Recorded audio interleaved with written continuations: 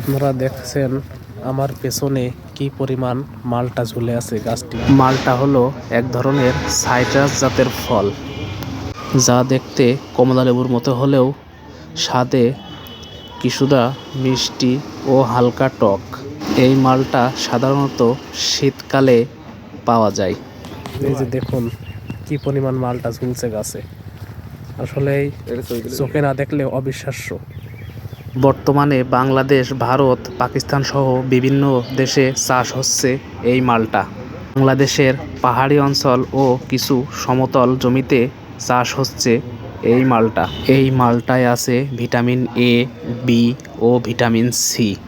এই মালটায় রোগ প্রতিরোধ ক্ষমতা বাড়ায়, ত্বক ভালো রাখে, হজম শক্তি বাড়ায় ও সর্দি কাশি ঠান্ডাজনিত রোগের জন্য বেশ উপকারী এই মালটা। এই মালটা কাঁচা হিসেবেও খাওয়া যায়, আবার জুস হিসেবেও এই মালটা খাওয়া যায়।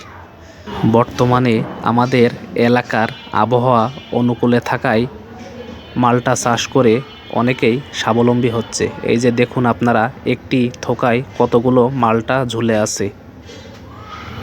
দেখুন কি পরিমাণ মালটা ধরে আছে গাছটিতে।